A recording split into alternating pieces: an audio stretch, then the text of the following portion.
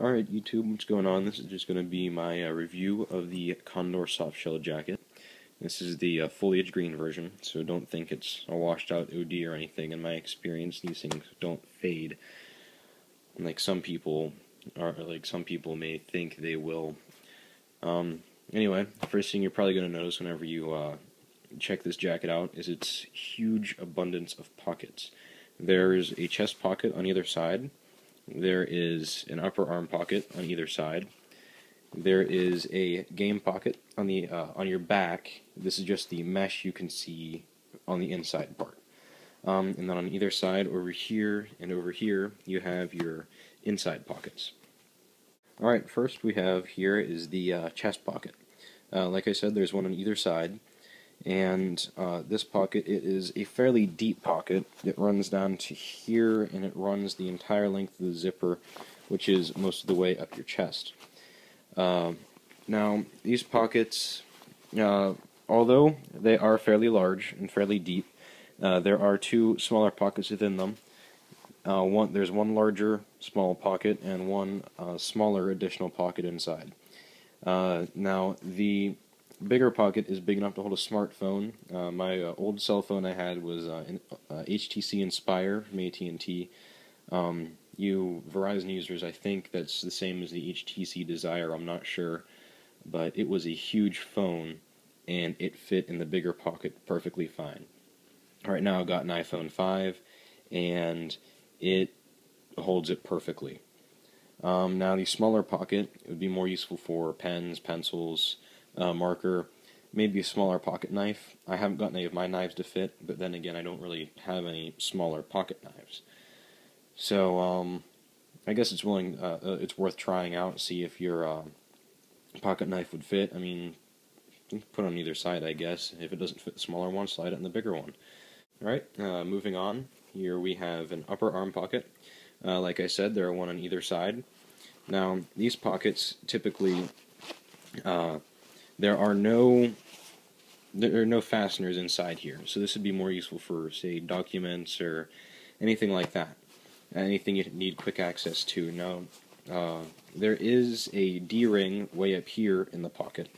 It's a bit of a pain to pull out and show on camera, but there's a D-ring in there, a fairly small one for maybe securing car keys or anything like that. Now, interesting feature about both this pocket and the chest pocket are you can run comms through them. And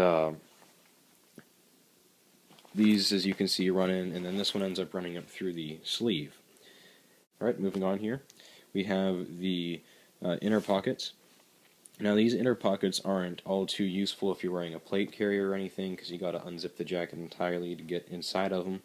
Now, whenever you unzip them, though, these are just like the upper arm pockets. They have no retention on the inside, and there is no D-ring in it, unlike the upper arm pocket. The upper arm pocket, it does have a D-ring. Now, this would be useful for maybe if you're not going to be using your cell phone or anything with you while you're playing. You stick your cell phone in here, so you can just zip it up, and you know you're not going to lose it. It's uptight, up against your body. Also, maybe your car keys or maybe more personal items, just to free up maybe some room in your admin pouch or anything like that. Alright, and now back here on the lower back, we have what a lot of people refer to as the game pouch. It just runs through your lower back here, and I haven't found much of a use for it as far as putting gear in it goes, because when your plate carrier's up against your back, if there's anything hard in there, it can hurt pressing against your back or anything like that. But mostly, I will put, if I have an extra shamog or anything like that, I'll just throw it on in here. Or actually, in the winter, it's really helpful to put hand warmers down here and in these inner pockets here, because you know these hand warmers aren't going anywhere.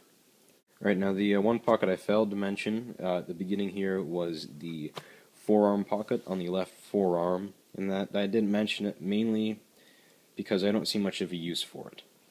Now, up here, if you think of your arm as a lever, it's way out on the end, and something out on the end of a lever ends up needing more force more energy, more effort to try to lift it up.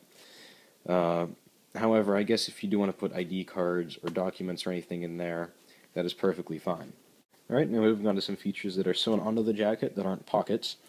You have a reinforced elbow and forearm. Over here, on the other sleeve, both sleeves have this, is the Velcro panel for patches of any sort. I currently don't have any flag patches or anything. I do have a Sons of Liberty patch. I've got two. Bought two of them from ITS Tactical, but they're just not on here right now. I have one of them on my plate carrier, then another one's just sitting on my desk. So, but yeah, you can fit an American flag patch here. My guess would probably be a tab or something, but definitely just one patch per side. Maybe you could fit a patch in a smaller blood type thing.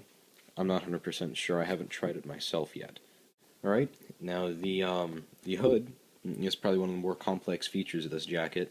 You can, as you can see by this zipper here, you can roll it up and you can stow it away in the collar, which it makes the collar really big and puffy and really stiff, so I typically don't do that. I'll just leave the hood out, and as some of you probably wouldn't prefer that. And if you don't want the hood at all, they also make their Condor Softshell, which does not have a hood at all. But the hood, you have a drawstring here on the back of it. You pull this, and either side, here, by about the level where your eyes would be, it gets pulled back so to give you a better peripheral vision. Because whenever you have this on your head, I've noticed it doesn't turn with your head. It doesn't grip close enough to your head to turn. It just kind of stays there, and then your head moves around it inside of it. Also, a nice thing is if you're outside in the rain and you can't put your hood up for whatever reason, you've got Velcro here to keep it closed. And that, like I said, is somewhat nice if it's raining or something. I mean, it doesn't close it entirely, but it makes it so it's not just hanging open for the rain to get to.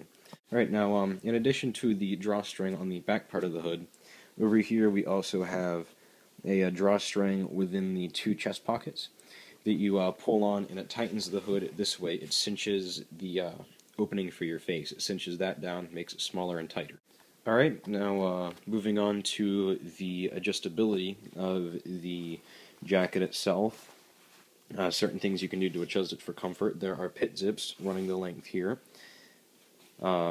Just running a good ways of your elbow. It goes maybe about halfway down the jacket on this side. Then if you look inside here on the bottom, you will see that they have elastic drawstrings for you to pull tight, cinch it around your waist, make sure it's tight up against you. Some people do that, some don't. I prefer to do it mainly because this jacket still fits a tiny bit bigger on my upper body, and whenever I wear my plate carrier, this bottom part can poof out a little bit. So I just cinch that down so it's closer up to me. Alright, also, it features a two-way zipper. Of course, it can zip all the way up, and up here at the top we have a nice little anti-chafe thing. It's made of the same material the rest of the jacket's made out of. But you flip this open, and the inner part is fleece, just so your chin isn't rubbing and chafing on this plastic zipper whenever you do have it zipped all the way up. And like I said, two-way zipper, so if you really wanted to, you can unzip it all the way up. It would look absolutely ridiculous, but you could do that if you wanted to. You can even just keep the bottom zipped down all the way. I prefer not to. I prefer to have it unzipped maybe up to there, just to give myself a little bit of room to move. These cuffs, they are Velcro and elastic. As you can see, this one half here is elastic, and then this other half is not. Which I personally think makes for some great adjustability. So this way the whole thing isn't stretching and flexing. You don't have much more elastic pulling on this Velcro. Now on one of these pockets, not one of these pockets, one of these flaps, oh yes, over here on the left hand side, this plastic part already came undone, and I had to super glue it back on. So these are great. I like the fact that you can adjust them. You can have them loose for when you're wearing gloves, or you can even tighten them up if you'd like. So if you don't like sleeves moving around on your wrists, just for your preference. I know I've seen some soft shells out there where it's elastic or it's elastic. You have no choice at all. It just has to be cuffed as tight around your wrist as it makes it be cuffed around your wrist. Now just to move on to a couple things that I really didn't like about the jacket. This is an $80 jacket, so you really can't complain about it a whole lot considering it's a soft shell, and most other soft shells out there start at maybe a 180 and higher. A lot of the really high quality soft shells start at about $320. So for $80, it does what I need it to do, what I want it to do. Now, if you're in the rain for an extended period of time and you're sitting there stagnant, not moving, although this material is supposedly repellent of water, I have noticed that it does get spongy after maybe 2 hours or so, just standing in a heavy downpour. If you're just in a light rain, don't worry about it, but if you're in a heavy downpour, you're not going to want a soft shell. My recommendation is probably Gore-Tex. Gore-Tex, I also have a Gore-Tex jacket. Granted, they are louder, they're a bit bulkier, but if you're in the rain, you're going to want to be dry. Also, one thing I did not particularly like about it is this is supposedly a sort of a winter-y jacket, and I did not like the fact that along here there is no storm flap on the outside or the inside. So if you're wearing this just over a t-shirt or something and a breeze blows, expect to get cold. The same thing also goes for the pit zips. There is no storm flap. So if you are outside, even if you have this zipped up all the way and this zipped up all the way, and a breeze blows, cold air is coming in through this zipper and through this zipper, unless you are wearing maybe a fleece undershirt or a sweater.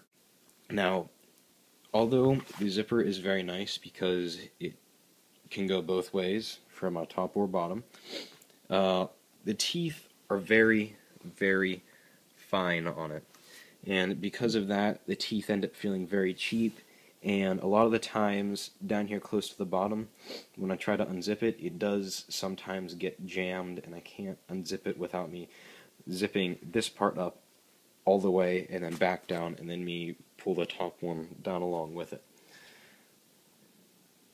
And also, in addition to the zippers and the sponginess and everything, we also have the stitching. Like I said, you really can't expect much more out of a jacket than this gives you for $80.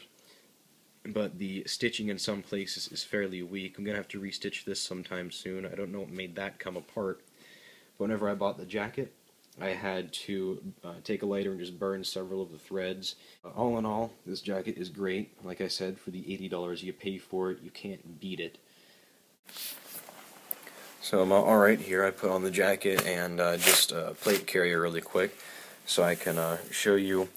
These pockets are the easiest to access with the plate carrier on. Just open, close, whatever.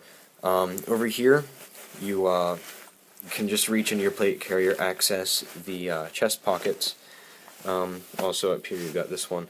Then your forearm pocket, although I said it's useless for the most part, you got that there. However, your game pocket in the back is not easily accessible, and as I said before, your inner pockets on the inside of your jacket are not. So, again, good places for hand warmers if you're playing outside in the cold. Like I said, you got your anti-chafe thing, so zip it up. It's not rubbing against your face so bad. And then there's also your hood. So you put your hood up, and I don't particularly like hoods that much, but whether I like them or not, it's a nice feature to have should you need one. So, like I said, it doesn't really move with your head that much. Your head just sort of shimmies around inside. And like I said, back here, you pull this, it draws the sides back, and then on the inside, you got the drawstrings in your chest pockets, which are sort of hard to get to with these particular gloves on.